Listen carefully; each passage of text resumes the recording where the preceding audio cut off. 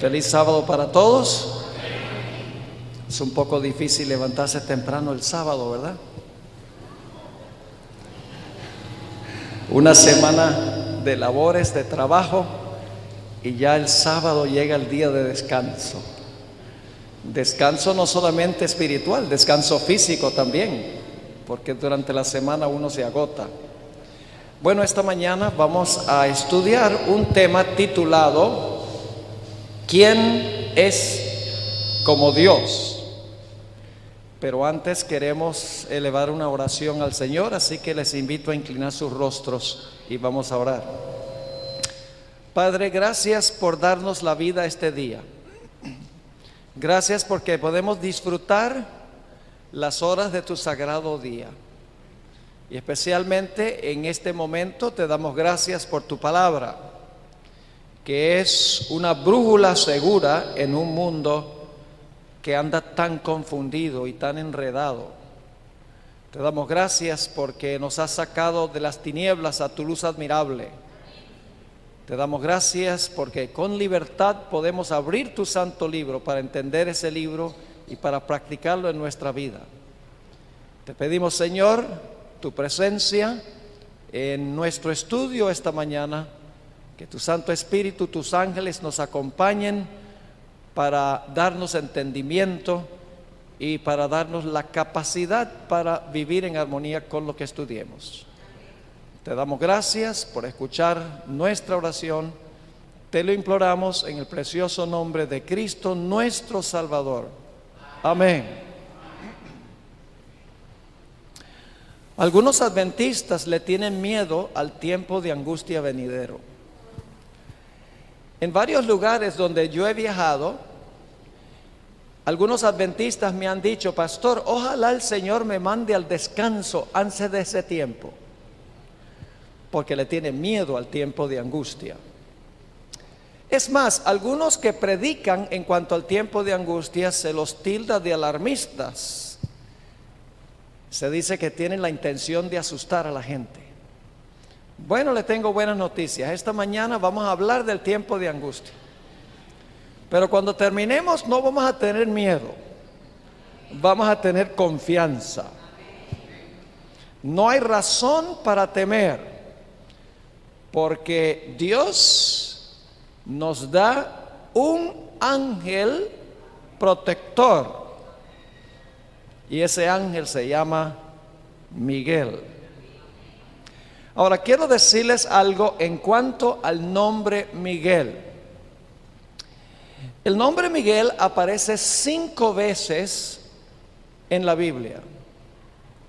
3 de esas referencias están en el Antiguo Testamento y 2 de las 5 referencias se encuentran en el Nuevo. Ahora, 4 referencias ya se cumplieron. Es decir, 4 referencias tienen que ver con eventos que ocurrieron en la historia. Solamente una referencia está aún en el futuro. Y esa referencia la vamos a dejar de último. Ahora, quiero decirle algo más.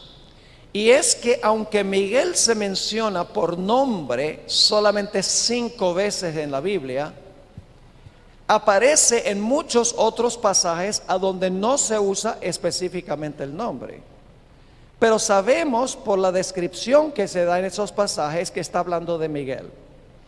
Así que no solamente vamos a estudiar los 5 pasajes a donde se menciona explícitamente el nombre Miguel, sino que vamos a mirar algunos otros pasajes a donde no se usa el nombre, pero sabemos por el contenido que se trata de Miguel. Ahora quiero decirles algo en cuanto a la etimología de la palabra Miguel, del nombre Miguel. ¿Cómo se compone ese nombre? En realidad el nombre Miguel se compone de 3 palabras hebreas. Mi, que significa quién, Ka, como, y el, Dios. Es decir, el nombre Miguel significa ¿quién es como Dios? Es un nombre desafiante.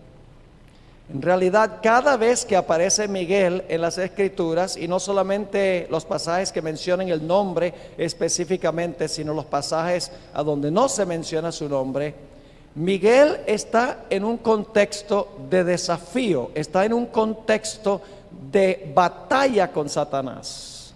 En todos los pasajes. No solamente está en una batalla con Satanás, sino que en cada pasaje le gana a Satanás. Y cuando Cristo, quien es Miguel, vamos a ver, le gana a Satanás, gana el pueblo del ángel de Jehová juntamente con Miguel. Ahora usted conoce ese texto del Salmo 34:7, el ángel de Jehová acampa alrededor de los que le temen y los defiende. ¿Quién es ese ángel de Jehová? Es Jesús. Y ustedes dicen, ¿por qué? Sencillamente porque dice, el ángel de Jehová acampa alrededor de los que le temen. En la Biblia, ¿a quién se le teme? A Dios. El temor de Jehová es el principio de la sabiduría. De ese ángel es que vamos a hablar en esta mañana. Ahora, como les mencioné, cada vez que se menciona a Miguel, hay tres comunes denominadores. Uno, está en una batalla con Satanás. Dos, siempre gana Miguel la batalla. Y en tercer lugar, cuando gana Miguel, gana con él el pueblo de Dios. Así que vamos a examinar las primeras 4 referencias a Miguel por nombre y luego otros pasajes. La primera referencia a Miguel por nombre se encuentra en Daniel 10:13. Así que les invito a ir a Daniel, el capítulo 10 y el versículo 13, a donde aparece la primera referencia. Por primera vez aparece Miguel en este versículo. Ahora, para entender el versículo, necesito darles un poquito de trasfondo histórico. Necesitamos saber qué es lo que está sucediendo alrededor de este versículo.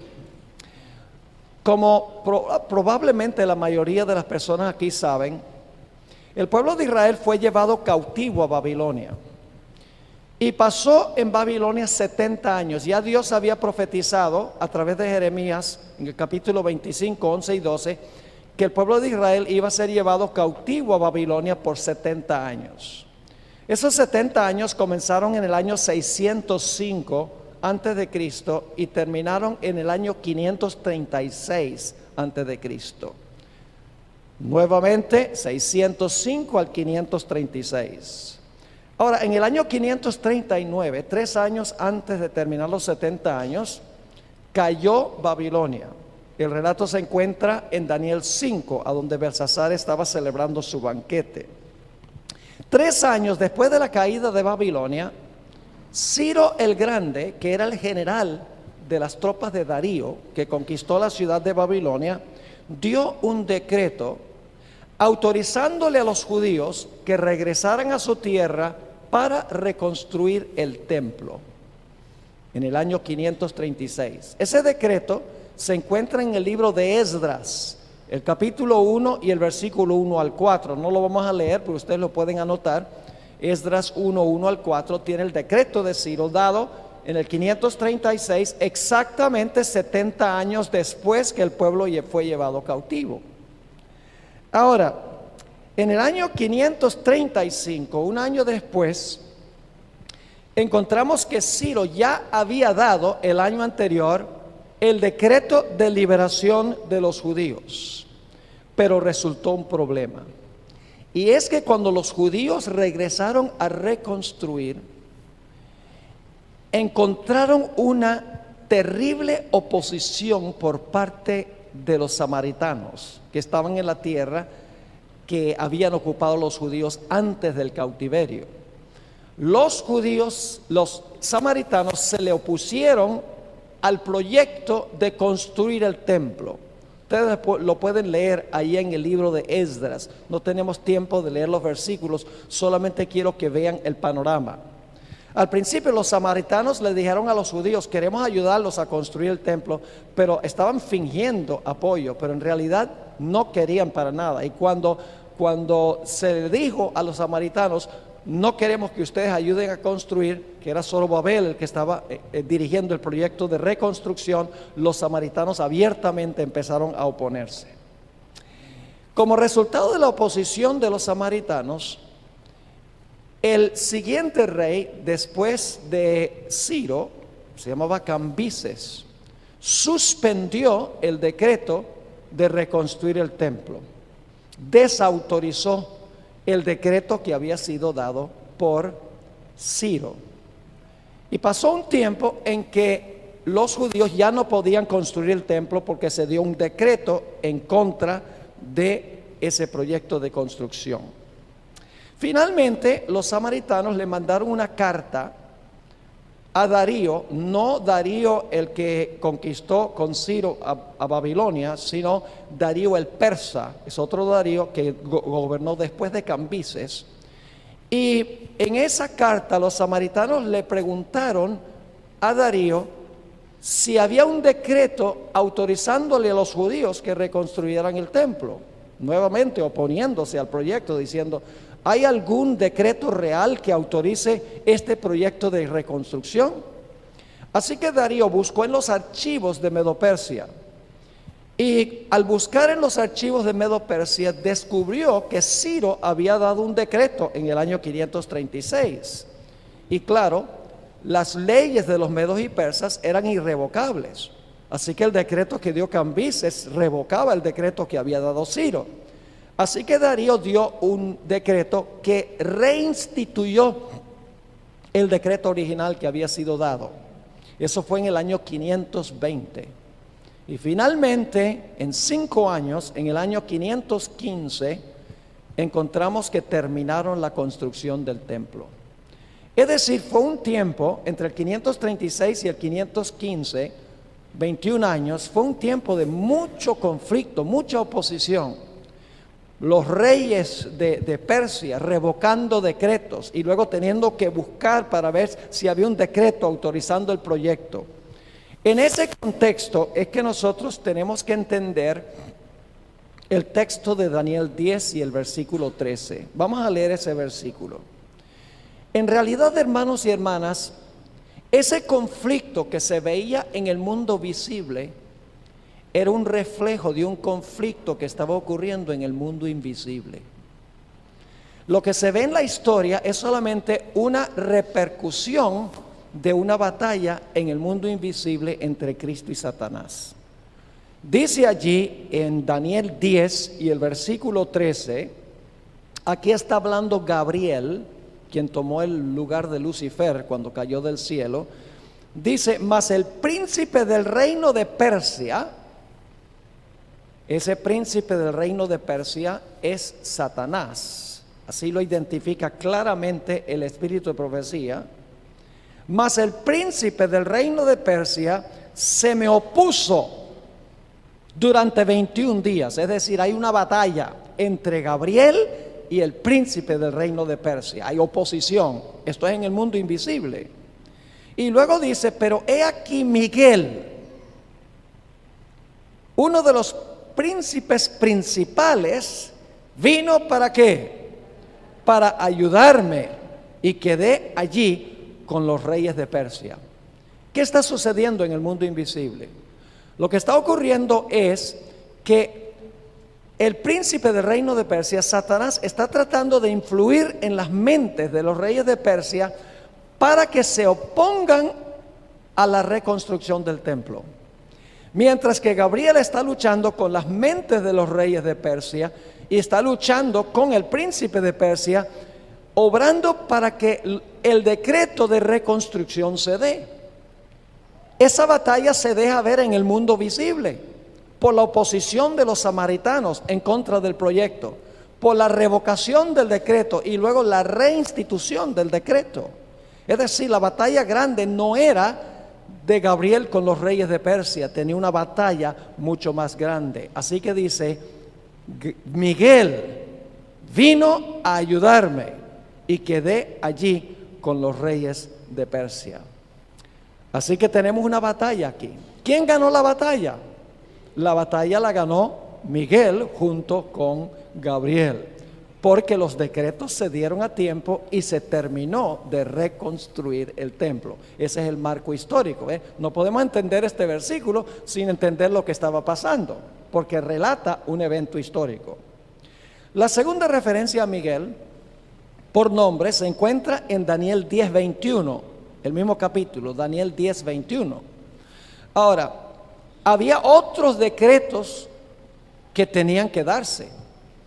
Tenía que darse el decreto de Artajerjes todavía, para comenzar las 70 semanas. También tenía que darse un decreto para reconstruir los muros en el año 445. Todavía los reyes persas tenían que dar decretos. Así que esperaríamos que iba a haber una batalla continuada en cuanto a este asunto. Y aquí es que Daniel 10:21 nos dice que la batalla no terminó con la reconstrucción del templo. Dice allí en ese versículo, él me dijo, ¿sabes por qué he venido a ti? Aquí está hablando Gabriel. Gabriel le dice a Daniel, ¿sabes por qué yo vine a ti? Pues ahora tengo que volver para pelear contra el príncipe de Persia. Bueno, acaba de pelear con el príncipe de Persia. Dice, ahora tengo que volver y tengo que pelear otra vez con el príncipe de Persia. Y dice, y al terminar con él, el príncipe de Grecia vendrá. Es decir, es una batalla continuada. Y luego dice en el versículo 21, pero yo te declararé lo que está escrito en el libro de la verdad. Ninguno me ayuda contra ellos, sino ¿quién? Sino Miguel, vuestro príncipe.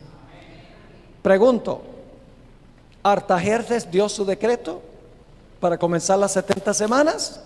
Sí, en medio de muchísima oposición. Ustedes pueden leerlo en el libro de Nehemías. Yo pregunto, ¿el decreto se dio en el año 445 para reconstruir los muros? ¿Nehemías fue y dirigió el proyecto? Sí. Entonces yo pregunto, en estas primeras dos referencias a Miguel, ¿hay una batalla, sí o no? Sí, tengo que pelear contra el príncipe de Persia. ¿Quién ganó? Gabriel junto con Miguel. ¿Y quién ganó con ellos? El pueblo. Porque el pueblo pudo regresar, reconstruir el templo, comenzar su sistema religioso por decreto en el año 457. Pudieron reconstruir los muros. Es decir, tenemos los tres comunes denominadores. Una batalla, gana Miguel y con Miguel gana el pueblo. Ahora vamos a nuestra tercera referencia a Miguel. Se encuentra en el Nuevo Testamento, en el libro de Judas, y no decimos Judas 1:9 porque solo tiene un capítulo, así que mencionamos el versículo, Judas 9. Ahora, 445 los muros, 515 el templo, 457 restablecieron su sistema religioso. ¿Ok? Judas 9. Déjenme darles un poquito de marco para que podamos entender este versículo. Siempre hay que mirar el marco histórico. Ahora, en el Antiguo Testamento, donde se describe la muerte de Moisés, hay dos cosas muy extrañas. En Deuteronomio 34, 5 y 6. En primer lugar dice allí que cuando Moisés murió, nadie sabía a dónde estaba su sepulcro. Eso es extraño porque los judíos marcaban los sepulcros de sus héroes. El día de hoy ustedes pueden visitar la tumba de David en Jerusalén. Abraham y su familia fueron enterrados en la cueva de Macpela. Se consiguió en años recientes una bóveda y había una inscripción que decía: aquí yace Daniel el profeta. Aunque no había cuerpo, obviamente Daniel estuvo enterrado allí. Entonces los judíos marcaban las tumbas de sus héroes, pero en el caso de Moisés dice, nadie sabía dónde estaba su sepulcro. También otro detalle raro es que Moisés es la única persona que Dios enterró, porque dice allí que Dios sepultó a Moisés. Dos puntos extraños en cuanto a la muerte de Moisés. Y luego, encontramos más adelante que Moisés viene a hablar con Jesús en el monte de la transfiguración. Eso significa que Moisés tiene que haber resucitado. Por eso tenemos esos datos extraños. Dios lo enterró y Dios lo desenterró también. Judas 9 describe la batalla que ocurrió en la tumba de Moisés. Vamos a leer ese versículo aquí en Judas 9. Pero cuando el arcángel Miguel, ahora descubrimos que Miguel es ¿qué? El arcángel, no olviden eso. Cuando el arcángel Miguel contendía ¿con quién? ¿Hay conflicto aquí? Sí. Dice, cuando el arcángel Miguel contendía con el diablo. ¿Y cuál era el punto de contención? Disputando con él por el ¿qué? Por el cuerpo de Moisés. ¿Ustedes creen que Dios pelea por cuerpos muertos? ¿Dios pelea por cadáveres? No. ¿A qué había venido Miguel? Había venido a resucitar a Moisés. ¿Y quién resistía eso? Satanás. Ahora, el espíritu de profecía explica un poco cómo fue esa conversación. Viene el arcángel Miguel para resucitar a Moisés, y allí, cuidando el sepulcro, estaba Satanás. Y Satanás le dice, voy a dramatizar para que puedan entender. Satanás le dice, ¿a qué vienes? Vengo a resucitar a mi siervo Moisés. Tú no puedes resucitar a Moisés, porque Moisés pecó, golpeó la roca 2 veces, te desobedeció, es pecador, es mío, tiene que quedar en el sepulcro. Dice Miguel, pero Moisés se arrepintió de su pecado, lo confesó y confió en mi sacrificio. Y Satanás dice, ¿cuál sacrificio si tú no has muerto todavía? Tú no has pagado la deuda de Moisés. Pero está prometido, garantizado de que lo voy a hacer. Y dice Satanás, pero no lo has hecho. Y Miguel dice, lo resucito y verás qué va a pasar. En ese momento Satanás cuestionó el derecho legal que tenía Miguel de resucitar a Moisés, porque todavía no se había pagado su deuda de pecado, solo a base de la promesa. Por eso es que Satanás se quejó. Y encontramos en la última parte del versículo, dice que el arcángel Miguel no se atrevió a proferir juicio de maldición contra él, sino que dijo, el Señor te reprenda. La tercera referencia a Miguel indica que Miguel es el arcángel que tiene poder para resucitar. Se ve claramente en este pasaje. Ahora vamos a la cuarta referencia a Miguel. Se encuentra en Apocalipsis, el capítulo 12, y los versículos 7 hasta el versículo 10. Apocalipsis 12, 7 al 10. Y déjenme decirles algo en cuanto a este pasaje.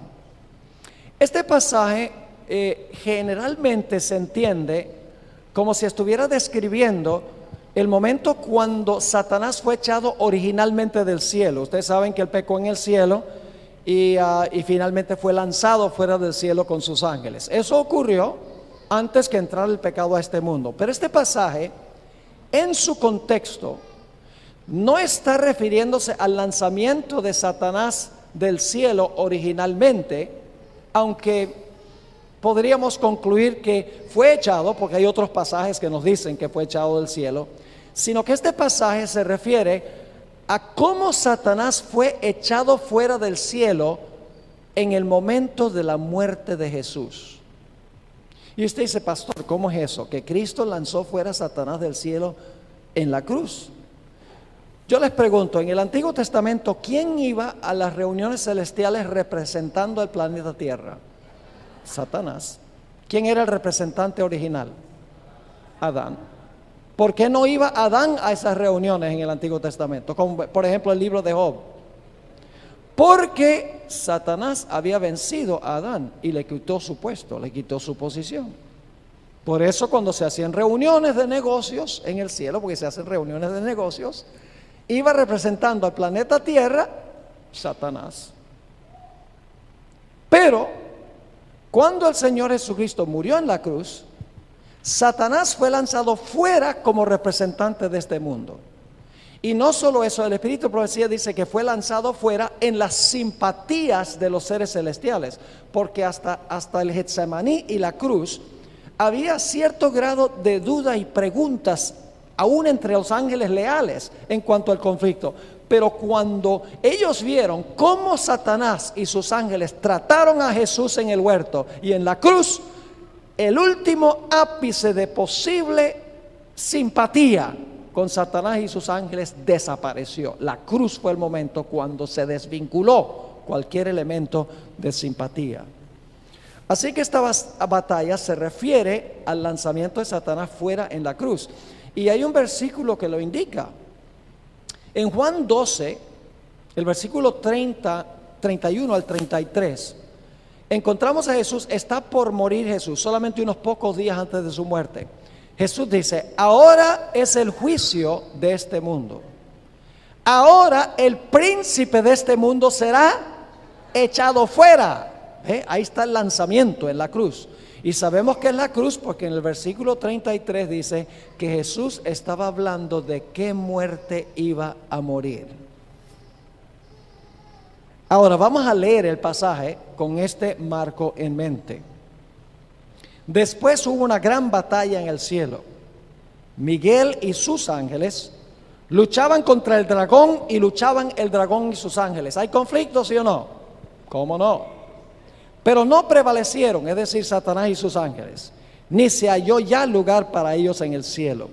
Y fue lanzado fuera el gran dragón, la serpiente antigua que se llama Diablo y Satanás, el cual engaña al mundo entero. Fue arrojado a la tierra y sus ángeles fueron arrojados con él. Ahora, el versículo 10 hasta el versículo 12 nos indica claramente que este pasaje está enfatizando el lanzamiento de Satanás y sus ángeles del cielo en el momento de la cruz. Noten lo que dice el versículo 10. Entonces oí una voz en el cielo. Es inmediatamente después que son lanzados. Dice: entonces oí una gran voz en el cielo que decía: ahora ha venido la salvación, el poder y el reino de nuestro Dios y la autoridad de su Cristo, porque ha sido lanzado fuera el acusador de nuestros hermanos, el que los acusaba delante de nuestro Dios día y noche. Yo pregunto, cuando Satanás fue lanzado fuera del cielo originalmente, ¿tenía hermanos que acusar? ¿Existía la raza humana cuando Satanás fue lanzado fuera del cielo? ¿Había estado acusando al pueblo de Dios? No, pero aquí dice: ha sido lanzado fuera el que acusaba a los hermanos día y noche. Es decir, ya estaba acusando por un largo periodo al pueblo de Dios. Y luego sigue diciendo otra indicación. Nuevamente dice: porque ha sido lanzado fuera el acusador de nuestros hermanos, el que los acusaba delante de nuestro Dios día y noche, y ellos le han vencido por medio de la sangre del Cordero. Ahora fíjense que se refiere a la muerte de Jesús. Ellos le han vencido por la sangre del Cordero y de la palabra del testimonio de ellos, y menospreciaron sus vidas hasta la muerte. ¿Hubo una batalla? Sí. ¿Quién ganó? Miguel. ¿Quiénes ganaron con él? Los hermanos. ¿Se están fijando aquí? El pueblo de Dios tiene un gran ángel defensor, Miguel. Ahora vamos a notar algunas referencias, porque esa fue la referencia número 4. Vamos a notar algunas referencias a donde claramente se habla de Miguel, pero no se menciona Miguel por nombre. Vamos al libro de Josué, el capítulo 5 y el versículo 13 al 15. Ahora, aquí no se menciona el nombre Miguel, no se menciona el ángel de Jehová, pero sabemos que este individuo es el mismo Miguel. Les doy un poco del marco histórico. Israel estaba en la frontera de Canaán.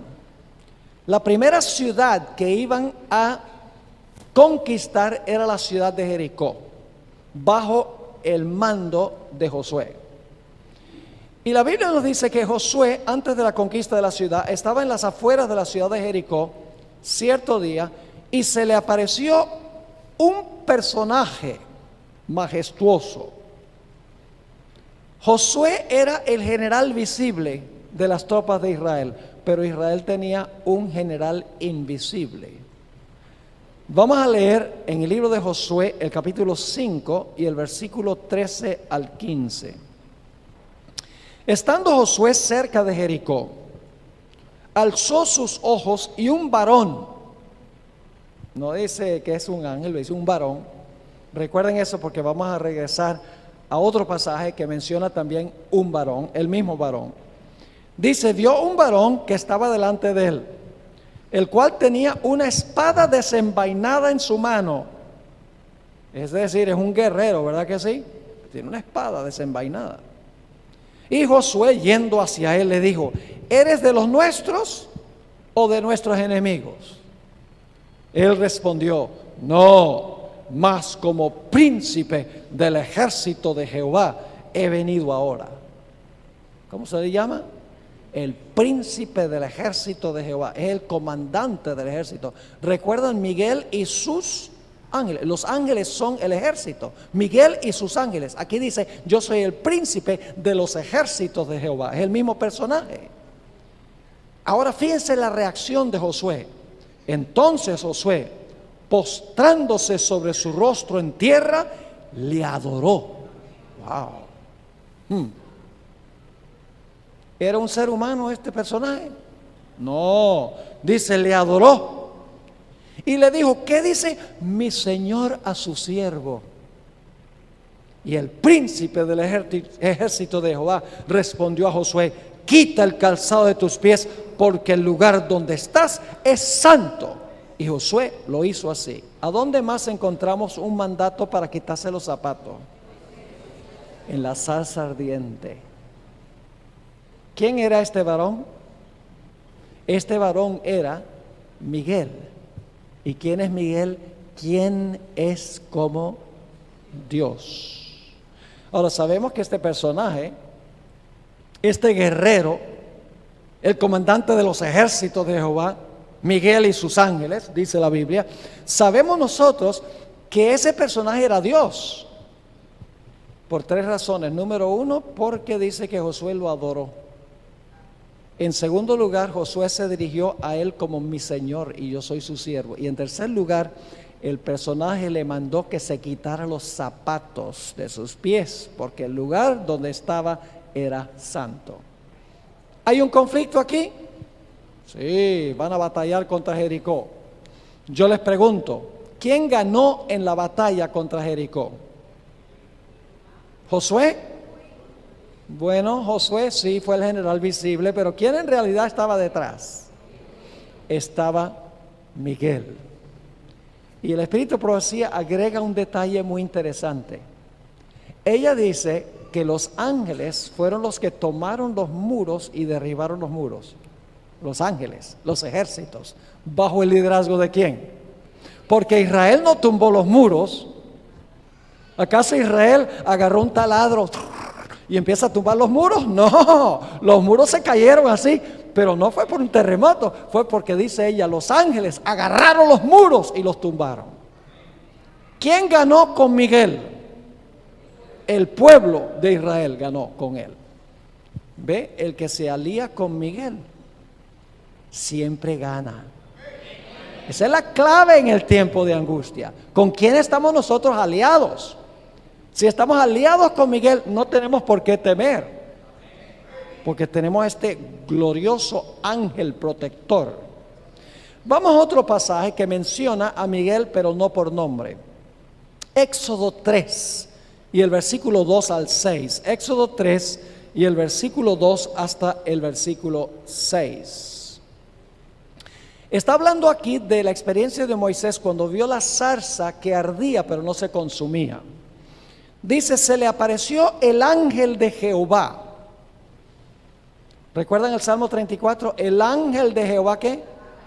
acampa alrededor de los que le temen y los defiende. Así que este es el mismo personaje, el ángel de Jehová. Se le apareció el ángel de Jehová en una llama de fuego en medio de una zarza, y él miró y vio que la zarza ardía en fuego y la zarza no se consumía. Entonces Moisés dijo: iré yo ahora y veré esta grande visión. ¿Por qué causa la zarza no se quema? Ahora fíjense, ¿quién estaba en la zarza? ¿Quién se le apareció en la zarza? El ángel de Jehová, lo leímos, ¿verdad? Pero ¿quién es el ángel de Jehová? Dice en el versículo 4, viendo Jehová que él iba a ver, lo llamó Dios de en medio de la zarza. Wow. ¿Quién era este personaje? El ángel de Jehová. Dice que el ángel de Jehová estaba en la zarza, y luego dice, ¿quién lo llamó de en medio de la zarza? Dios. Entonces, ¿quién es el ángel de Jehová? Es Dios, es Cristo, el general de las tropas de Dios el Padre. Así que dice, viendo Jehová que él iba a ver, lo llamó Dios de medio de la zarza y dijo: Moisés, Moisés. Y él respondió: heme aquí. Y dijo: no te acerques, quita tus calzados de tus pies, porque el lugar en que tú estás, tierra santa es. Es el mismo personaje de Josué, el mismo personaje. Y luego dice este personaje, este ángel de Jehová, le dice a Moisés: ¿por qué ha venido? Dice en el versículo 6, y dijo: yo soy el Dios de tu padre. Está hablando el mismo ángel de la zarza. Yo soy el Dios de tu padre, Dios de Abraham, Dios de Isaac y Dios de Jacob. Entonces Moisés cubrió su rostro porque tuvo miedo ¿de qué? De mirar a Dios. Ahora yo pregunto, ¿quién ganó en la batalla con Faraón para librar al pueblo de Israel? Ganó el ángel de Jehová. Los ejércitos de Israel mandaron las plagas. Los ejércitos de Israel fueron los que causaron las plagas. No, ¿quién? El ángel de Jehová. ¿Quién peleó contra los egipcios? ¿El pueblo de Israel abrió el mar rojo? ¿Quién abrió el mar rojo? Y saben, la hermana Juay da un detalle muy interesante. ¿Se recuerdan que las ruedas de los carros de Faraón empezaron a caerse cuando estaban allí en el mar? La sierva de Dios dice que los ángeles agarraron las ruedas y le arrancaron las ruedas a los carros. ¿Bajo el liderazgo de quién? Del ángel de Jehová que había aparecido en la zarza. Noten lo que dice, continuando esto, en el versículo 7. En Éxodo, el capítulo 3 y el versículo 7, ahora el ángel de Jehová va a revelar cuál es su plan. Dice: dijo luego Jehová, el mismo ángel de Jehová está hablando aquí: bien he visto la aflicción de mi pueblo que está en Egipto, y he oído su clamor a causa de sus exactores, pues he conocido sus angustias. Y ahora viene una palabra clave: y he descendido para... Recuerden esa palabra, la vamos a encontrar ahora varias veces. He descendido para librarlos de mano de los egipcios y sacarlos de aquella tierra, una tierra buena y ancha, a tierra que fluye leche y miel, a los lugares del cananeo, del eteo, del amorreo, del fereceo, del heveo y del jebuseo. ¿Salió victoriosamente Israel de Egipto? Sí. ¿Fue obra de Moisés? No. Fue obra del ángel de Jehová que libró al pueblo de Israel de Egipto. Hubo una batalla, en la batalla ganó el ángel de Jehová, y junto con el ángel de Jehová ganó el pueblo de Dios. Ahora vamos a la siguiente referencia.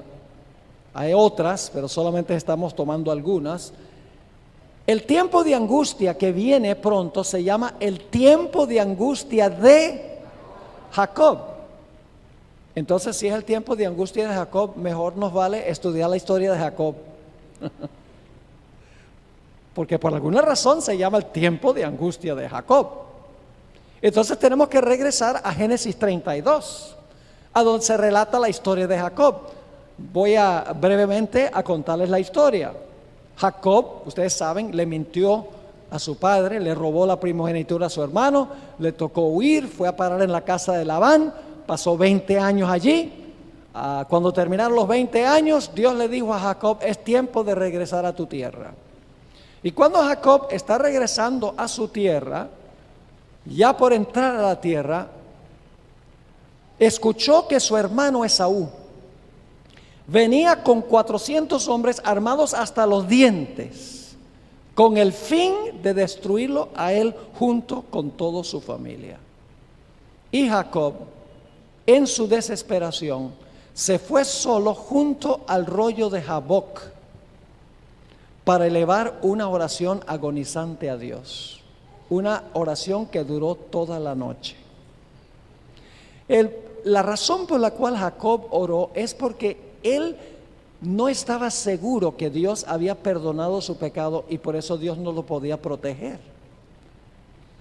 ¿Sabe? Esto nos enseña una gran lección. Dios ya había perdonado a Jacob. Cuando huyó y se acostó con unas piedras como su almohada, Dios le había dado el sueño de la escalera, demostrando que la comunión entre él y el cielo estaba abierta. Además, Dios había prometido, después de mostrarle la escalera: yo te voy a acompañar a donde quiera que vas, te voy a bendecir, te voy a proteger, no te preocupes. Dios lo había perdonado, pero por 20 años Jacob no se había perdonado él mismo. Hermanos y hermanas, cuando Dios nos perdona, tenemos que aceptar el perdón. No sigamos viviendo en el pasado. Nuestros sentimientos no tienen nada que ver con el perdón. Ay, sí, yo sé que yo oré y tal vez el Señor me perdonó, pero es que no me siento perdonado.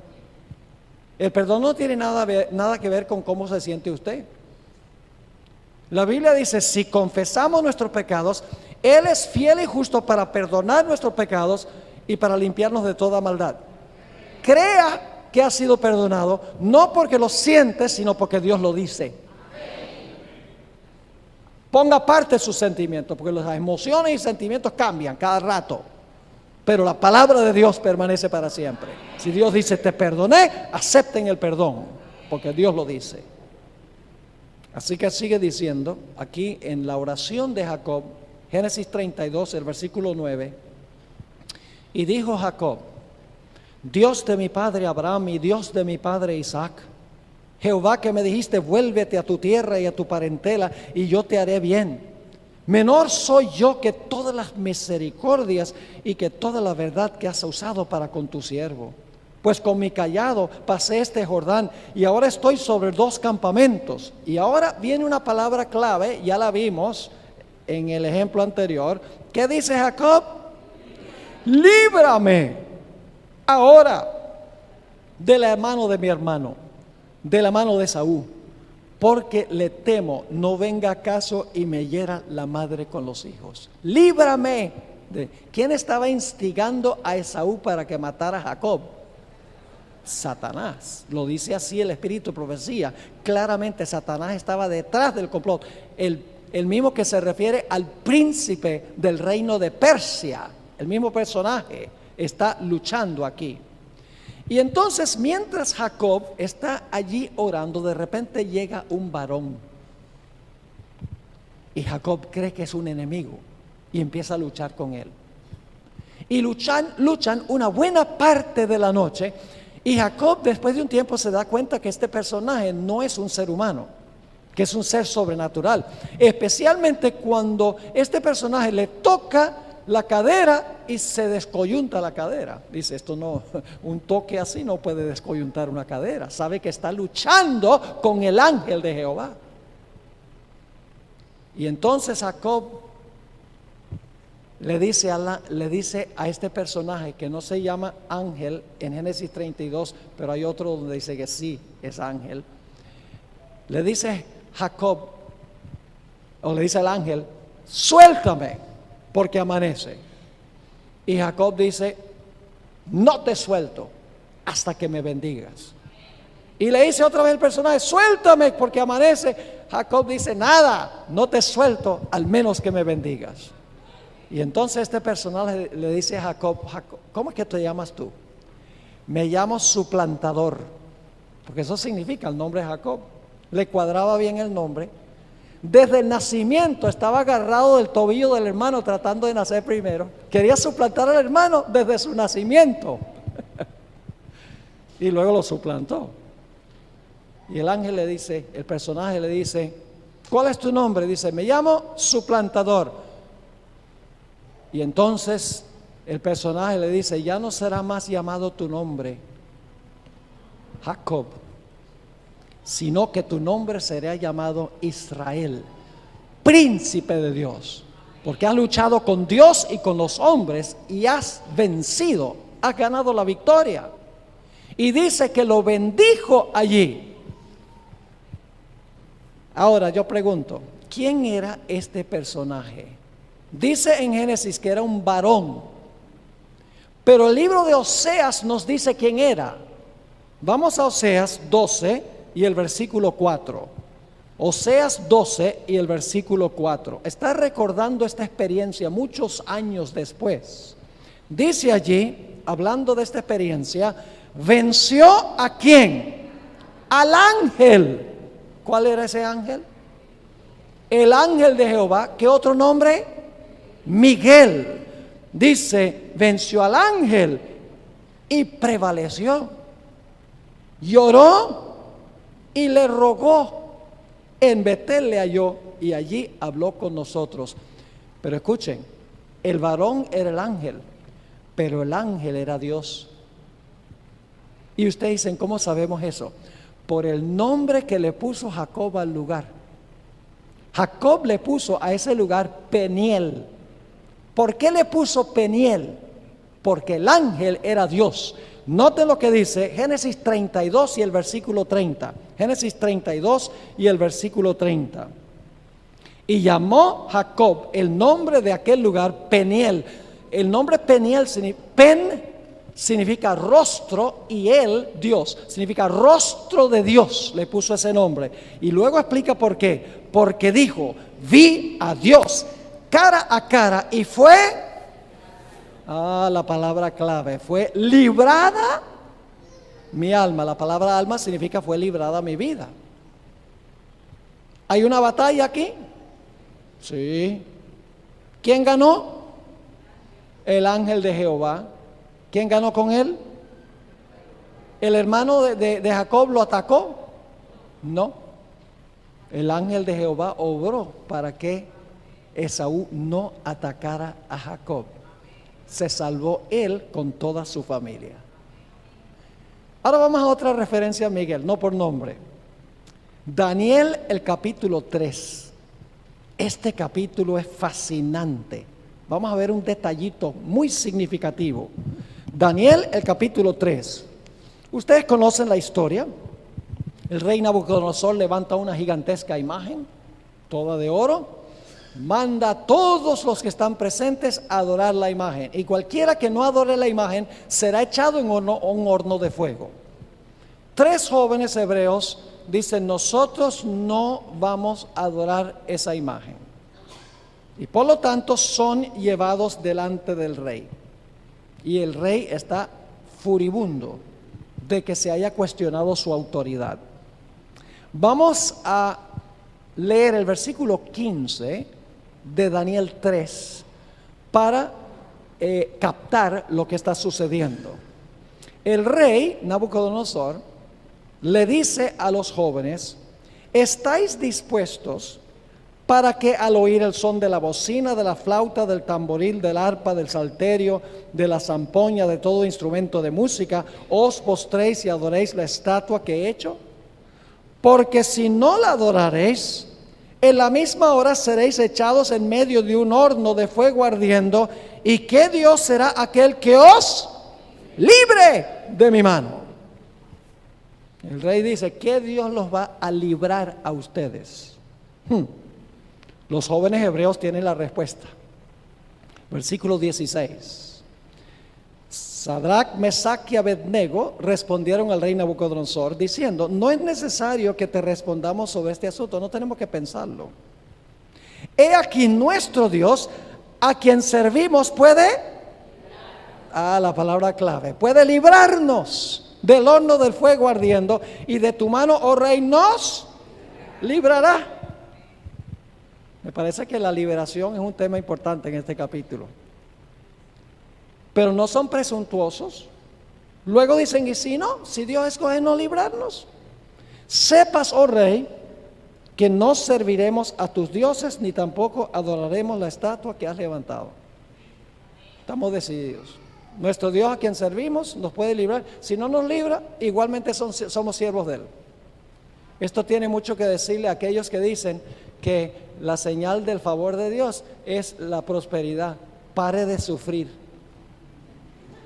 Ese evangelio no es bíblico, porque el pueblo de Dios constantemente sufre y la Biblia lo indica como una bendición, no una maldición. Y entonces, bueno, los tres jóvenes, ustedes saben, los tres jóvenes son echados al horno. Y entonces Nabucodonosor mira dentro del horno y ve a cuatro. ¿Y quién era el cuarto? Vamos al versículo 25. Y dijo: he aquí yo veo cuatro varones sueltos que se pasean en medio del fuego sin sufrir ningún daño, y el aspecto del cuarto es semejante, y las traducciones dicen al hijo de los dioses, porque la palabra Dios, la palabra Elohim es plural. Por ejemplo, en Génesis 1 dice: en el principio creó Dios los cielos y la tierra. La palabra es Elohim, que es plural. Y por lo tanto los traductores dicen: Nabucodonosor no sabía cómo se veía el Dios verdadero, así que tiene que ser que él pensaba que era uno de los dioses. Pero el Espíritu de Profecía nos dice que Daniel y sus compañeros le habían explicado al rey cómo se veía el ángel de Jehová, porque el ángel de Jehová se le había aparecido a Daniel en visión. Así que ellos le describieron a Nabucodonosor. Nabucodonosor sabía que el cuarto era el Hijo de Dios. Pero ahora vamos a notar un detalle interesantísimo. Dice en el versículo 28, yendo al versículo 28, el versículo 25 dijo que el cuarto personaje era ¿quién? El Hijo de Dios, dice Nabucodonosor. Pero ahora vamos a ver algo muy interesante, versículo 28. Entonces Nabucodonosor dijo: bendito sea el Dios de ellos, de Sadrach, Mesach y Abednego, que envió su ángel. ¿Quién era el Hijo de Dios? El ángel. ¿Cuál ángel? Miguel. Y ahora debo explicar una cosa. Algunos se fastidian cuando dice que Miguel es el ángel de Jehová. Dice, un ángel es creado. No, a Jesús se le llama Miguel, es el ángel de Jehová. Jesús nunca fue creado. Jesús no fue creado, Jesús es Dios. La palabra ángel significa mensajero. Jesús es el mensajero de Jehová. Es el que desempeña las órdenes del Padre. Por eso se le llama el ángel, el mensajero de Jehová, pero es Dios. Así que sigue diciendo, entonces Nabucodonosor dijo: bendito sea el Dios de ellos, de Sadrach, Mesach y Abednego, que envió su ángel y, la palabra clave, y libró a sus siervos que ¿qué? Ahí está la clave, que confiaron en él y que no cumplieron el edicto del rey y entregaron sus cuerpos antes que servir y adorar a otro Dios que su Dios. Y entonces el rey ahora quedó impactado y da un decreto.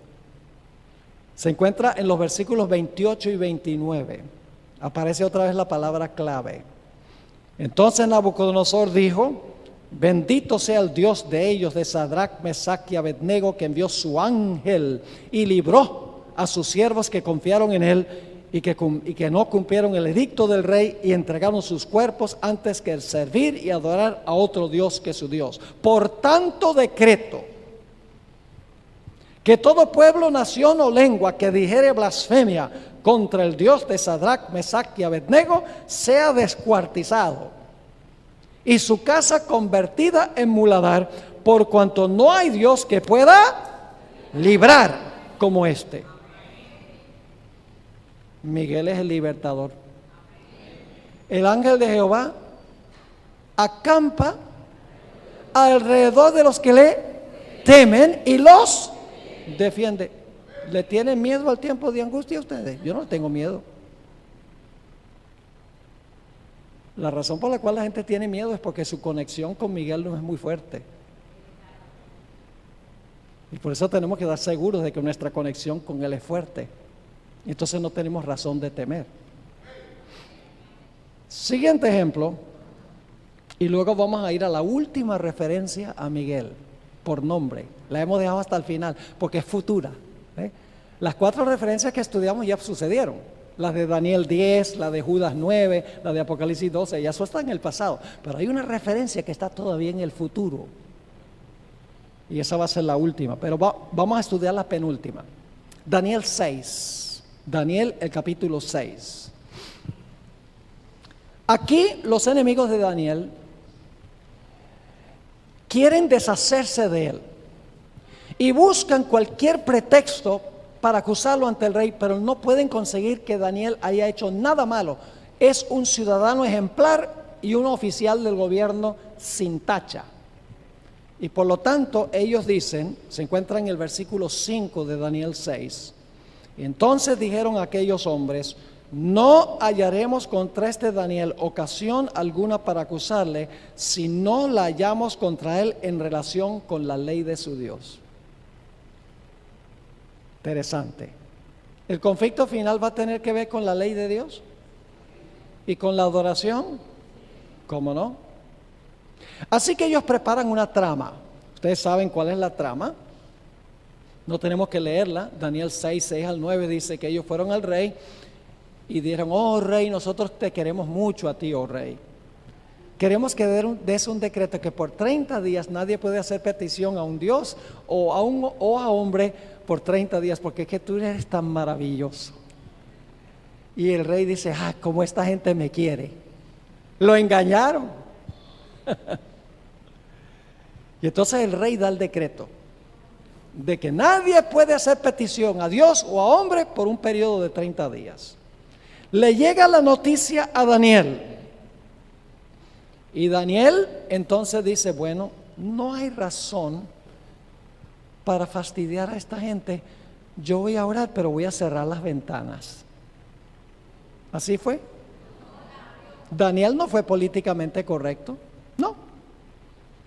Dice en Daniel el capítulo 6 y el versículo 10, cuando Daniel supo que el edicto había sido firmado, entró en su casa, abiertas las ventanas de su cámara que daban hacia Jerusalén, se arrodillaba, tiene que ver con adoración, ¿no? Se arrodillaba 3 veces al día y oraba y daba gracias delante de su Dios como lo solía hacer antes. Y los espías estaban observando y fueron y se quejaron al rey. Y ahora el rey se dio cuenta que sus asesores lo habían engañado. Pero como las leyes de los medos y persas no se podían revocar, la suerte de Daniel en la mente del rey estaba ya fijada. Vamos a leer empezando en el versículo 14, cómo concluye la historia. Cuando el rey oyó el asunto, le pesó en gran manera y resolvió. ¿Por qué están tan débiles ustedes si es tan temprano? Y resolvió librar a Daniel. Y hasta la puesta del sol trabajó para librarle. Pero aquellos hombres rodearon al rey y le dijeron, sepas, oh rey, que es ley de Media y Persia, que ningún edicto u ordenancia que el rey confirme puede ser abrogado. Entonces el rey mandó y trajeron a Daniel, le echaron en el foso de los leones. Y el rey dijo a Daniel, el Dios tuyo, a quien tú continuamente sirves, Él te libre, porque yo no puedo. Es lo que está diciendo el rey. Él te libre. Ahora seguimos leyendo en el versículo 17. Y fue traída una piedra y puesta sobre la puerta del foso, la cual selló el rey con su anillo y con el anillo de sus príncipes, para que el acuerdo acerca de Daniel no se alterase. Luego el rey se fue a su palacio, se acostó ayuno, ni instrumentos de música fueron traídos delante de él, y se le fue el sueño. El rey pues se levantó muy de mañana y fue apresuradamente al foso de los leones. Y acercándose al foso, llamó a voces a Daniel con voz triste y le dijo: Daniel, siervo del Dios viviente, el Dios tuyo a quien continuamente sirves, ¿te ha podido librar de los leones? Entonces Daniel, ahora viene la parte clave. Entonces Daniel respondió al rey: oh rey, vive para siempre. Mi Dios envió su ángel. ¿Quién era ese ángel? Miguel. Envió su ángel, el cual cerró la boca de los leones para que no me hiciesen daño, porque ante él fui hallado inocente, y aún delante de ti, oh rey, no he hecho nada malo. Entonces se alegró el rey en gran manera a causa de él, y mandó sacar a Daniel del foso, y fue Daniel sacado del foso, y ninguna lesión se halló en él, porque había confiado en su Dios. Le servía continuamente, confiaba en su Dios, tenía una relación íntima con él. Esa es la clave. ¿Será que los que le tienen miedo al tiempo de angustia tienen un problema con su relación con Dios? Me pregunto. Ahora, después de esta experiencia, el rey también da otro decreto, como hizo Nabucodonosor. Versículo 25 al 27. Entonces el rey Darío escribió a todos los pueblos, naciones y lenguas que habitan en toda la tierra: paz os sea multiplicada. De parte mía es puesta esta ordenanza, que en todo el dominio de mi reino todos teman y tiemblen ante la presencia del Dios de Daniel, porque Él es el Dios viviente y permanece por todos los siglos, y su reino no será jamás destruido, y su dominio perdurará hasta el fin. Él salva y libra, y hace señales y maravillas en el cielo y en la tierra. Él ha librado a Daniel del poder de los leones. Es el gran libertador del pueblo de Dios en medio de la crisis. Ahora vamos a la última referencia por nombre, la número 5, la futura. Para eso necesito darles un poquito de contexto. La Biblia nos dice que hubo un poder que por 1260 años persiguió al pueblo de Dios, usando mecanismos como lo que se llama el santo oficio de la Inquisición, que de santo no tenía nada, dicho sea de paso. El pueblo de Dios, los fieles, fueron perseguidos sin misericordia por este sistema, por el papado. Pero en 1798 este sistema recibió una herida mortal. Se le quitó el poder cuando el Papa Pío VI fue llevado cautivo a Francia, y se le retiró el poder civil al papado, la capacidad de usar los gobiernos del mundo para cumplir su voluntad. Pero el libro de Apocalipsis nos dice que la herida mortal de este sistema se va a sanar y se va a portar en el futuro como se portó en el pasado. Se va a levantar nuevamente la persecución. Vamos a leer eso en Apocalipsis, el capítulo 13 y el versículo 3 y 4. Apocalipsis 13 y el versículo 3 y 4. ¿Qué significa el nombre Miguel? ¿Quién es como Dios? Ahora, hay una situación antónima en los versículos 3 y 4. Dice: vi una de sus cabezas como herida de muerte. Esa es la herida mortal del papado. Pero su herida mortal fue sanada, y se maravilló todo Barranquilla también. Se maravilló toda la tierra en pos de la bestia. ¿Cuántos seres humanos van a seguir a la bestia cuando se les sane la herida? Toda la tierra, dice. Claro, habrá un remanente fiel. Se maravilló toda la tierra en pos de la bestia. Ahora escuchen.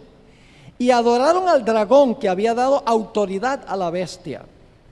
Y adoraron a la bestia diciendo, ahora fíjense la pregunta: ¿quién es como la bestia? ¿Se están dando cuenta de algo interesante? ¿Qué significa el nombre Miguel? ¿Quién es como Dios? ¿Qué van a decir los habitantes de la tierra? ¿Quién es como la bestia? ¿Y quién podrá luchar contra ella? La respuesta está en la última referencia a Miguel. Daniel 12 y el versículo 1. El clímax de lo que estamos estudiando. Un poco de contexto de Daniel 12:1. En los versículos anteriores se está hablando del rey del norte que representa el papado. Hay varios nombres que se le dan en la Biblia al papado. Se le llama la abominación asoladora, se le llama el hombre de pecado, se le llama la ramera, se le llama el cuerno pequeño, se le llama la bestia, se le llama el anticristo. Tiene muchos nombres en la Biblia, pero es el mismo sistema, visto desde diferentes perspectivas. Y en Daniel 11, 44 y 45 dice que el rey del norte va a salir para destruir y aniquilar al pueblo de Dios. Eso es cuando se sana la herida. Y van a decir, como leímos en Apocalipsis 13, ¿quién es como la bestia? ¿Y quién puede lidiar con ella? Y la respuesta está en Daniel 12:1. Miguel dice, ¿quién es como Dios? Yo voy a lidiar con la bestia. Fíjense lo que dice Daniel 12 y el versículo 1. En aquel tiempo se levantará Miguel. Está hablando del tiempo de angustia que viene antes. El gran príncipe que está de parte de los hijos de tu pueblo, el defensor. Y será tiempo de angustia. No, Dios no nos va a sacar en el rapto antes del tiempo de angustia. No sacó a Miguel a Daniel de tener que ir al foso, ni a los jóvenes de meterse al horno, ni a Jacob de su crisis. Permitió que la gente pasara por la angustia y por la crisis, pero luego los libró. Así que dice, en aquel tiempo se levantará Miguel, el gran príncipe que está de parte de los hijos de tu pueblo. Será tiempo de angustia, cual nunca fue desde que hubo gente hasta entonces, porque el rey del norte va a estar persiguiendo mordazmente al pueblo de Dios. Pero aquí viene la buena nueva. Dice, pero en aquel tiempo será libertado tu pueblo, todos los que se hallaren escritos en el libro. ¿Le tienen miedo al tiempo de angustia? A veces miramos la angustia en vez de mirar al defensor en el tiempo de angustia. Ahora hay otro detalle interesante. ¿Recuerdan que Miguel es el gran arcángel que tiene poder para resucitar a los muertos? Inmediatamente después de decir que va a libertar a su pueblo, los que están vivos, los que pasan por el tiempo de angustia, en el versículo 2 de Daniel 12 dice, y muchos de los que duermen en el polvo de la tierra serán despertados por el mismo Miguel. Unos para vida eterna y otros para vergüenza y confusión perpetua, y los entendidos, que es el pueblo de Miguel, el pueblo fiel, los entendidos resplandecerán como el resplandor del firmamento, y los que enseñan la justicia a la multitud como las estrellas a perpetua eternidad. Ahora hay un pasaje final donde aparece el arcángel Miguel. Es el que protege a los vivos y el que resucita a los muertos. Vamos a 1 Tesalonicenses 4, 15 al 17. No hay un funeral a donde yo haya ido que no se lea este pasaje. Es el pasaje favorito para leer en un entierro. 1 Tesalonicenses 4, 15 al 17. Y yo puedo entender por qué. Porque es un pasaje que inspira aliento y ánimo.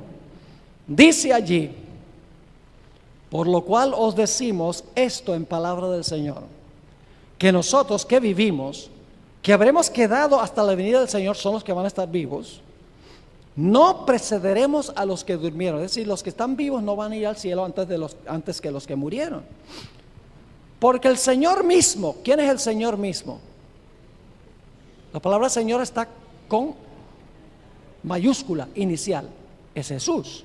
Dice, porque el Señor mismo, con voz de mando, con voz de arcángel y con trompeta de Dios, descenderá del cielo. Y los muertos en Cristo resucitarán primero. Es el arcángel. Luego nosotros los que vivimos, los que hayamos quedado, seremos arrebatados juntamente con ellos, es decir, con los que murieron y resucitaron, en las nubes para recibir al Señor en el aire. Y así estaremos siempre con el Señor. ¿Están más animados? No le tengan miedo al tiempo de angustia. Asegurémonos de tener una relación estrecha, íntima con Miguel. Nuestro diario caminar, el Dios a quien continuamente sirves, dice, los libró porque habían confiado en su Dios. Y Daniel y sus amigos se mencionan en Hebreos 11, en el capítulo de la fe. Dice, por fe apagaron fuegos y por fe taparon la boca de leones. La clave es tener fe y confianza en Dios en nuestro diario caminar. Y entonces no temeremos lo que nos pueda hacer el hombre, ni lo que nos pueda hacer el mismo demonio.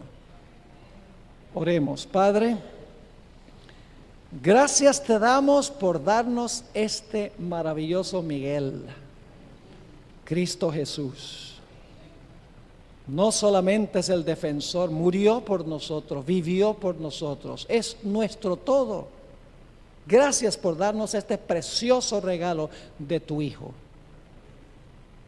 Te ruego, Señor, que bendigas a cada uno de los que estamos reunidos aquí.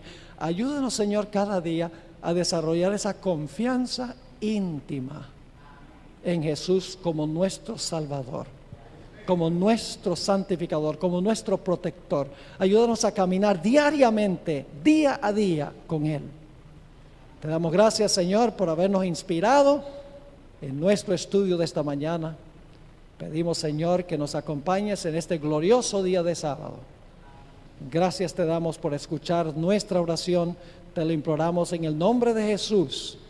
Amén. Amén.